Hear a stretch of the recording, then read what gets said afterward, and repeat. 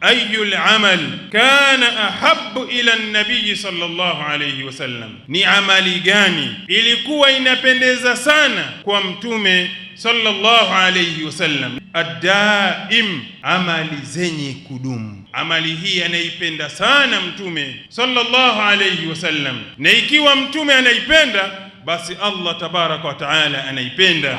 Saddidu, jilazimisheni kuwa katika kumtumikia Allah tabaraka wa taala. Waqaribu, kama huwezi kujilazimisha sana basi kuwa karibu na kufanya yale ambayo Allah anayapenda.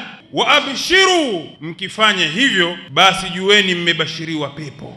Ala inna sil'ata Allahi ghaliya, pepo ya Allah ni ghali. Wa'lamu, tambueni sasa, anna ahabba al-amali ila Allah, hakika amali zinazopendeza zaidi kwa Allah, adwamuhu wa in qalla, ni amali zilizo za kudumu, wa in qalla, hata kama ikiwa ni ndogo. Waabudu rabbaka hatta yaatiyaka al-yaqin, muabudu Mola wako kwa ibada utakayoianza, udumu nayo ibada hiyo mpaka Allah atakapokuja kuchukua roho yako. Ramadhani bado harufu yake tunaisikia, lakini tumekwisha acha yote tuliyokuwa tukidumu nayo ndani ya mwezi wa Ramadhani. Tuko wapi na manhaji ya mtume salawatu rabbi wa salamu alayhi? Almu'minu alhaqiqi, mu'mini wa hakika, yutbi'u as-sayyi'a alhasana, anafuatisha maovu kwa kufanya mema. Innal hasanati yudhhibna as-sayyiati, hakika mema yanaondosha maovu. Muumini wa kweli anayojitambua anafuatisha maovu aliyofanya kwa kufanya wema, na wala muumini hafuatishi mema kwa kufanya maovu. Sisi ni waumini wa sampuli gani? Tulikuwa katika kheri na mema tunayafanya ndani ya mwezi wa Ramadhani, mema mengi tunayafanya. Mbona tunafuatisha mema